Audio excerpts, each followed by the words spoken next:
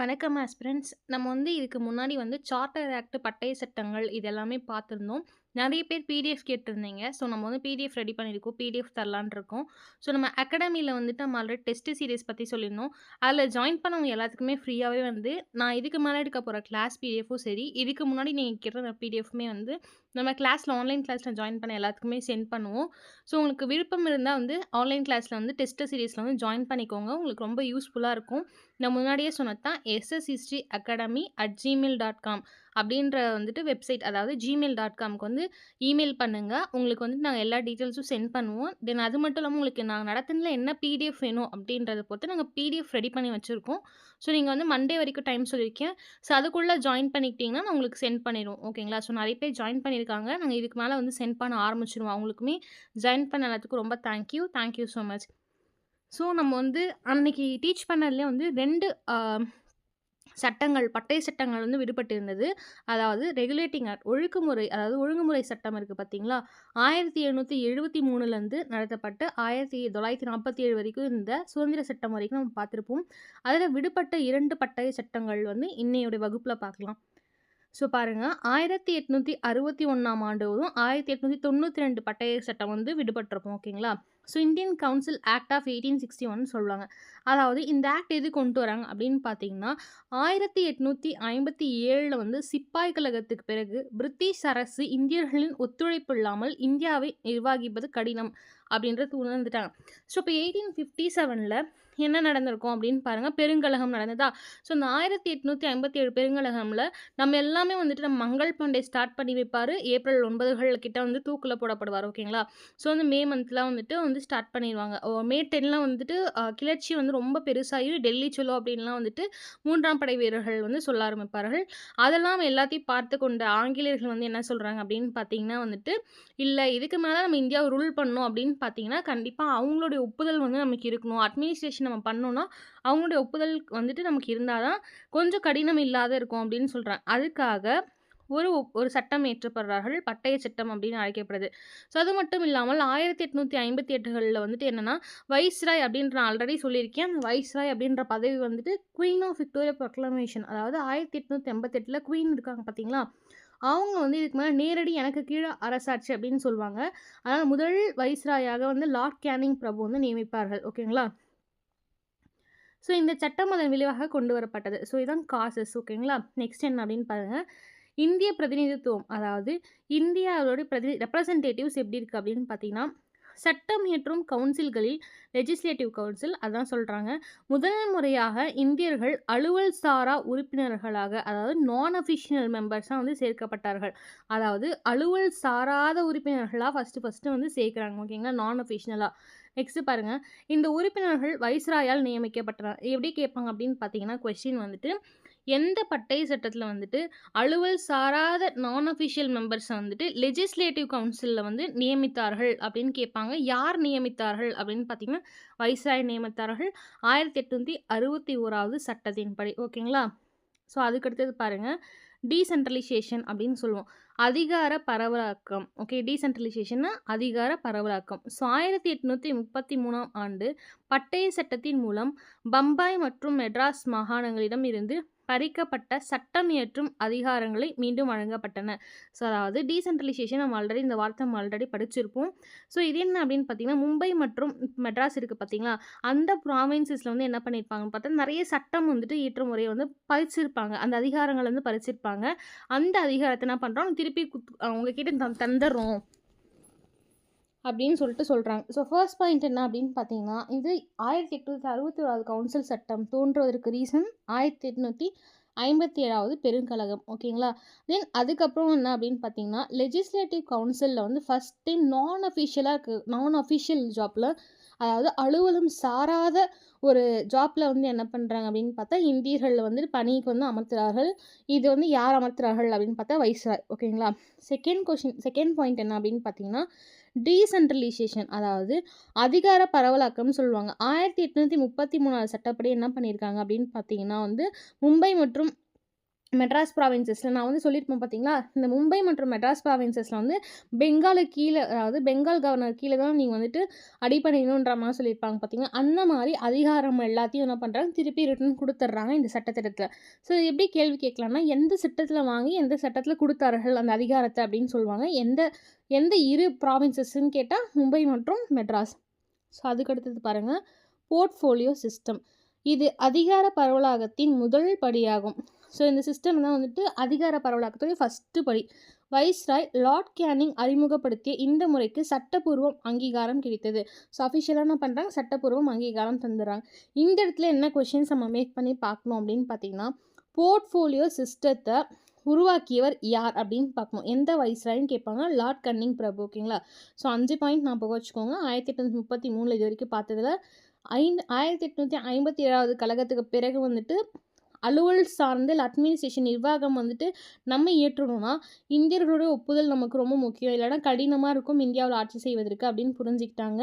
தென் என்ன பண்ணுறாங்க அப்படின்னு பார்த்தீங்கன்னா வந்துட்டு, வைஸ்ராய் என்ன பண்ணுறாருன்னா, லெஜிஸ்லேட்டிவ் கவுன்சிலில் நான் அஃபிஷியலாக இருக்கக்கூடிய மெம்பர்ஸ், அதாவது இந்தியர்களை வந்துட்டு அலுவல் சாராத வேலைகளுக்கு வந்து இந்தியர்கள் நியமிக்கப்படுகிறார்கள்.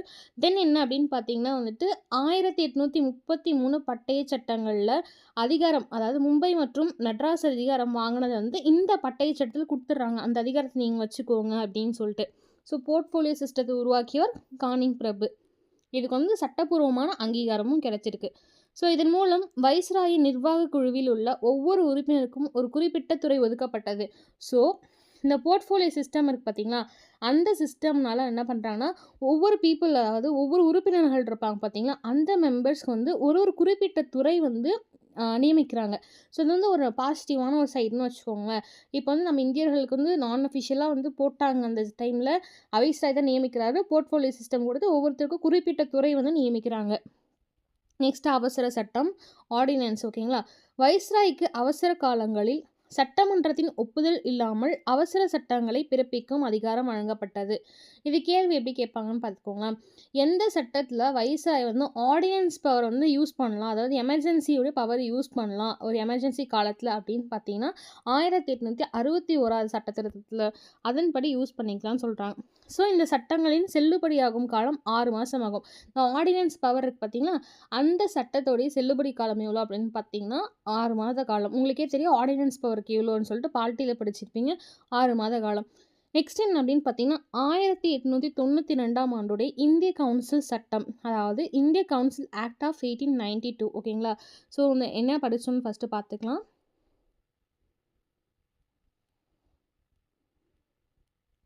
Okay. Act of Indian council act of 1861, அதாவது 1857 சிப்பாய் கழகத்திற்கு பிறகு பிரிட்டிஷ் அரசு இந்தியர்களின் ஒத்துழைப்பை இல்லாமல் இந்தியாவை நிர்வகிப்பது கடினம் என்பதை உணர்ந்தது. இந்த சட்டம் அதன் விளைவாக கொண்டு வரப்பட்டது. 3வது பாயிண்ட், இந்திய பிரதிநிதித்துவம், அதாவது இந்தியன் ரெப்ரசன்டேட்டிவ்ஸ். சட்டம் இயற்றும் கவுன்சில்களில் லெஜிஸ்லேட்டிவ் கவுன்சில் முதல் முறையாக இந்தியர்களை அலுவல் சாரா, இந்த வார்த்தை முக்கியமான வார்த்தை, அலுவல் சாரா உறுப்பினர்களாக நான் அஃபிஷியல்ஸ் மெம்பர்ஸாக சேர்க்கப்பட்டனர். 5வது பாயிண்ட், இந்த உறுப்பினர்கள் யாரால் நியமித்தார்கள் அப்படின்னு பார்த்தீங்கன்னா வைஸ்ராய்களாக. 6வது பாயிண்ட் என்ன, டீசென்ட்ரலைசேஷன், அதாவது 1833 பட்டய சட்டத்தின் காரணமாக பம்பாய், மெட்ராஸ் ரெண்டுமே வந்து பெங்காலுடைய கவர்னருக்கு கீழேன்னு சொல்லியிருப்பாங்க, அதிகாரம் பறிக்கப்பட்டிருக்கும். அந்த சட்டமேற்றும் அதிகாரங்களை மீண்டும் 1861 பட்டய சட்டத்து மூலம் வந்து ரிட்டர்ன் பண்ணுறாங்க. ஓகேங்களா? 7வது பாயிண்ட், போர்ட்ஃபோலியோ சிஸ்டத்தை அறிமுகப்படுத்தியவர் வைஸ்ராய். ஓகேங்களா? 8வது பாயிண்ட், இந்த முறைக்கு சட்டப்பூர்வம் அங்கீகாரம் கிடைத்தது அப்படின்றது 8வது பாயிண்ட். ஸோ 9வது பாயிண்ட் பாருங்கள். இதன் மூலம் வைஸ்ராயின் நிர்வாக குழுவில், அதாவது அவங்களுடைய அட்மினிஸ்ட்ரேஷன் குழுவில் வந்து ஒவ்வொரு மெம்பர்ஸ்க்கும் ஒரு குறிப்பிட்ட துறை வந்து ஒதுக்குறாங்க அப்படின்னு சொல்கிறாங்க. ஓகேங்களா? அதுக்கப்புறம் ஆர்டினன்ஸ் பவர்ஸ்க்கு வந்து 6 மாத காலம் வரைக்கும் இருக்குது. இது 10வது பாயிண்ட். 11வது பாயிண்ட் என்ன அப்படின்னு பார்த்தீங்கன்னா, வைஸ்ராய்க்கு வந்து எமர்ஜென்சி டைமில் வந்து ஆர்டினன்ஸ் பவர் வந்துட்டு எந்த ஒரு ஒப்புதல் இல்லாமல், சட்டமன்றத்துடைய ஒப்புதல் இல்லாமல் அவர்கள் வந்து அந்த அதிகாரம் வழங்கலாம்னு சொல்லியிருக்காங்க. 11 பாயிண்ட். ஓகேங்களா? ஸோ 1892 பட்டய சட்டம். இந்திய தேசிய காங்கிரஸின் அரசியல் கோரிக்கைகளுக்கு பிறகு இந்த சட்டம் கொண்டு வரப்பட்டது. அதாவது நம்ம சொல்லுவோம் பார்த்தீங்கன்னா, ஐஎன்சி இந்தியன் நேஷனல் காங்கிரஸ்ன்னு சொல்லிட்டு, அந்த ஐஎன்சியுடைய அரசியல் கோரிக்கைகளுக்காக வந்துட்டு என்ன பண்ணாங்கன்னா, இந்த சட்டத்தை உருவாக்குறாங்க. அப்போ 1885ல வந்து அவங்க என்ன பண்ணுவாங்க, இந்தியன் நேஷனல் காங்கிரஸ் வந்து கான்ஃபரன்ஸ் வந்து உருவாக்குவாங்க. WC பானர்ஜி வந்து ஹெட்டாக இருப்பார். அது வந்து எங்கே நடக்கும் அப்படின்னு பார்த்தீங்கன்னா, மும்பை நடக்கும். அப்போ கல்கட்டா, மெட்ராஸ், BCM, ABCன்னு படிச்சிருப்பீங்க. அலகாபாத் அந்த மாதிரி படிச்சிருப்பீங்க. ஸோ அந்த டைமில் இவங்க கோரிக்கை கொடுக்கறதுனால இந்த சட்டம், பட்டய சட்டம் வந்து பாருங்கள், ஒவ்வொரு டைம் கோரிக்கைகள் போராட்டங்களுக்கு பிறகு தான் ஒவ்வொரு சட்டம் இயற்றப்பட்டது. ஓகேங்களா? ஸோ ஓகே, இந்த சட்டத்தில் என்னென்ன வந்து அவங்க வந்து சொல்லியிருக்காங்கன்னு பார்க்கலாம். ஓகே, இது முந்தைய சட்டத்தை விட இந்தியர்களுக்கு அதிக உரிமைகளை வழங்கியது. அப்படின்னா உரிமைகளை வந்து வழங்கிட்டீங்க அப்படின்னு பார்த்தீங்கன்னா, ஸோ பார்க்கலாம். ஏன்னா அதுக்கு முன்னாடி வந்துட்டு அப்பயே நான் அஃபிஷியலாக ஒரு மெம்பர்ஸ் வந்து கொடுத்துருந்தாங்க. அலுவல் சாராத ஒரு மெம்பரை வந்துட்டு அப்பாயிண்ட் பண்ணலான்ற மாதிரி, அதாவது வேலைக்கு அப்பாயிண்ட் பண்ணலான்னு வந்து 1862வது பட்டய சட்டமில் பார்த்துருந்தோம். இப்போ இதில் பார்த்தீங்கன்னா, இது முந்தைய சட்டத்தை விட இந்தியர்களுக்கு அதிக உரிமைகள் வழங்கியது. சட்டமன்ற உறுப்பினர்கள் அதிகரிப்பு. மத்திய மற்றும் மாகாண சட்டமன்ற கவுன்சில்களில் அலுவல் சாரா உறுப்பினர்களின் எண்ணிக்கை அதிகப்பட்டது.